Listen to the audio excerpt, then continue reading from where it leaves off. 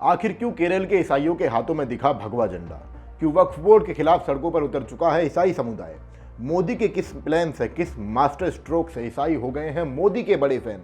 दोस्तों नमस्कार, आप देख रहे हैं दी कर्मा और मैं सनी राठी। दोस्तों आज मैं एक बात सोच रहा था कि अगर कोई आपके घर पर आए, दावा ठोकने लगे कि घर हमारा है, ये ज़मीन हमारी है, तो क्या आप अपना घर और ज़मीन उस व्यक्ति को दे दोगे? आप तो ऐसा नहीं करोगे। आप कहोगे कि हमने बड़ी मेहनत से, मशक्क़त से एक एक पाई जोड़कर अपने घर को बनाया है। लेकिन फिर केरल के ईसाई परिवारों के साथ ऐसा क्यों हो रहा है? ये ईसाई परिवार मुनम्बम के रहने वाले हैं। वहाँ 600 ईसाई परिवारों से वक्फ बोर्ड पिछले 40 सालों से यही कहता आ रहा है कि जिस ज़मीन पर तुम टैक्स देकर रहते हो वो बस खाली कर दो, हमें किन्हीं दस्तावेजों से कोई मतलब नहीं है, हम लोकतंत्र को नहीं मानते। मुनम्बम में रहने वाले ये ईसाई परिवार मछली पकड़कर अपना गुजारा करते हैं, पेट पालते हैं। कई दिनों तक इन्होंने अपने अधिकारों के लिए विरोध प्रदर्शन किया। इन मछुआरों का जीवन पहले ही इतना संघर्षशील है, पर ऐसा नहीं है दोस्तों कि ये लोग वहाँ पर कहीं और से आकर बस गए हैं, किसी दूसरे राज्य से आकर प्रवासी लोग हैं। ये कई पीढ़ियों से मुनम्बम में रह रहे हैं। लेकिन इन मछुआरों के साथ एक बड़ा खिलवाड़ होता है। जब सिद्दीक सैयद द्वारा फारूक कॉलेज को दी गई ज़मीन में इन मछुआरों की ज़मीनों को भी जोड़ दिया जाता है, क्योंकि साल 1934 में सिद्दीक सैयद की ज़मीन का हिस्सा समुद्री कटाव में बह गया था। फिर साल 1950 में फारूक कॉलेज को दी गई ज़मीन में, जिसमें मछुआरों की ज़मीन का भी हिस्सा था, बिना सर्वे कराए उसको वक्फ के नाम से पंजीकृत किया जाता है।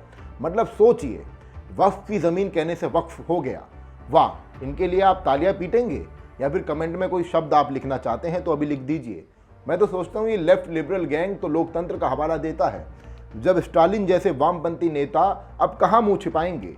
किसके पास जाकर लोकतंत्र को बचाने का नया ड्रामा रचेंगे? माइनॉरिटी खतरे में है, कब तक ये लोग कहते रहेंगे?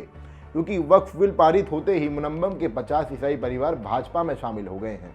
मुझको तो डीएमके, सीपीआईएम और कांग्रेस जैसे वामपंथी दलों पर आज हंसी आ रही है। अब नहीं राहुल गांधी और एमके स्टालिन सड़कों पर आएंगे। मतलब इनको राम मंदिर से दिक्कत, इनको महाकुंभ से दिक्कत और अब वक्फ बिल से भी इनको दिक्कत है। इनको तो लगता है कि भारत देश आज भी पहले जैसा है, बदला थोड़ी ही ना है, लोग पढ़े लिखे थोड़ी ही हैं।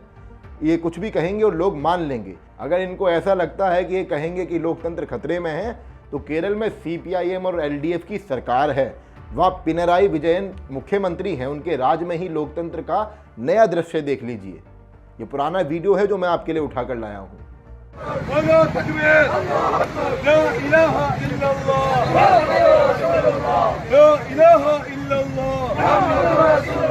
देखिए किस तरीके से सड़कों पर मार्च किया जा रहा है, धार्मिक नारे लगाए जा रहे हैं, धार्मिक जुलूस निकाला जा रहा है, केवल नफरत का प्रतीक।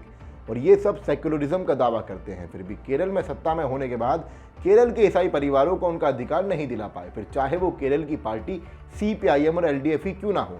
हालांकि इंसाफ की उम्मीद कैसे हो, हमेशा सनातन विरोधी बयानबाजी देना यह इनकी ताकत है।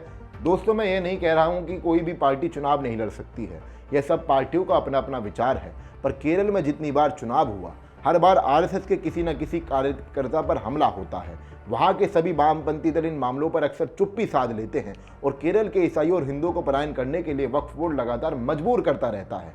ये बातें मैं नहीं बल्कि सदन में भाजपा ने बढ़ चढ़कर उठाई। यहाँ तक कि इन बातों का समर्थन केरल के कैथोलिक चर्च भी कर रहे हैं। दोस्तों बिल्कुल ठीक सुना आपने, क्योंकि अब से पहले तो आप यही सुनते आ रहे थे ना कि वक्फ बोर्ड ने रेलवे की ज़मीन पर कब्जा कर लिया और फिर वक्फ बोर्ड ने किसी की निजी संपत्ति पर कब्जा कर लिया। अब ये ईसाई भाई बहनों का जिक्र कहाँ से आ गया?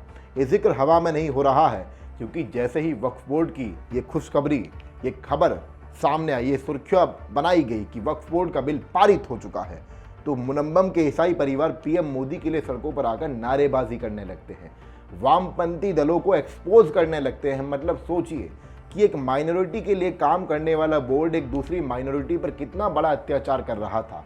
क्या यही लोकतंत्र होता है? क्या यही सेक्युलरिज्म है? मैं वैसे भी वामपंथी दलों के सेक्युलरिज्म पर जितना मजाक करूं उतना ही कम होगा। इनका सेक्युलरिज्म तो बिन राम की रामायण जैसा है। लेकिन दोस्तों वक्फ बिल के पारित होने के बाद एक और बात देखने लायक है। भारतीय राजनीति में एक बड़ा बदलाव हो सकता है, जो आने वाले वक्त में दक्षिण भारत की राजनीति के स्तर पर, दक्षिण भारत की भूमि पर एक नई नींव रखेगा। यानी वामपंथी दलों का जल्द ही सफाया हो सकता है, क्योंकि सीपीआई और कांग्रेस का वक्फ बिल का विरोध करना मतलब अब तो मकड़ी अपने ही बनाए हुए जाल में फंस गई है। एक तरफ इन वामपंथी दलों के लिए कुआं है तो दूसरी तरफ खाई है। मतलब ना घर का और ना ही घाट का, क्योंकि जहां पर सीपीआई और कांग्रेस ने वक्फ बिल का विरोध किया है, वहाँ केरल के ईसाई समुदाय जाग गए हैं, वे बढ़ चढ़कर वक्फ बिल का समर्थन करने लगे हैं। पर अगर ऐसा हो कि ये वक्फ बिल का समर्थन कर दें, मैं सीपीआई और कांग्रेस की बात कर रहा हूँ, तो मुसलमानों का वोट बैंक कहाँ जाएगा? इनका मुसलमानों का वोट बैंक खत्म हो जाएगा। अब ये दोनों पार्टी आखिर किसके पास जाएंगी? मतलब ऐसा ना हो कि आने वाले केरल के चुनावों में सीपीआईएम के नेताओं को ईसाई समुदाय के लोग अपने घरों और मोहल्लों से भगाने लगे, कहें कि जाओ यहाँ से, हमें हमारा अधिकार तो दिला नहीं पाए, किस बात की हमारी पार्टी है। ईसाइयों का जिक्र करते हो, माइनॉरिटी लोकतंत्र को बचाने का हवाला देते हो, पर आखिरकार जब वक्त आता है तो अपने बिलों में घुस जाते हो, वक्फ बिल का विरोध करने लगते हो। मेरा मतलब जैसा नॉर्थ इंडिया में हुआ है वैसा अब साउथ इंडिया में बड़ा खेल हो सकता है। शायद केरल में आने वाले वक्त में भगवा ध्वज लहराने लगे, आरएसएस का एक अधूरा सपना पूरा हो सकता है। ये एक बड़ी बात है, इस बात को नोट कीजिए। और अगर आपने इस वीडियो को यहाँ तक देख लिया है तो आप ज़रूर समझ गए होंगे कि आखिरकार कितना ज़रूरी है वक्फ बोर्ड को रेगुलेट करना। मतलब ये भारत देश क्या शरीयत से चलेगा, जहाँ यकीन के आधार पर किसी की भी ज़मीन पर अपना दावा ठोक दिया जाए?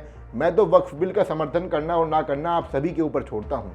बस मैं तो इतना ही कहूँगा कि आपके छोटे से सपोर्ट से हमारी टीम को हिम्मत मिलती है एक ऐसा वीडियो बनाने के लिए। इसीलिए हमारे चैनल को ज़रूर सब्सक्राइब करो, इस वीडियो को इतना शेयर करें कि वक्फ बिल का विरोध करने वाले लोगों का काला सच देश की जनता के सामने आ जाए। धन्यवाद।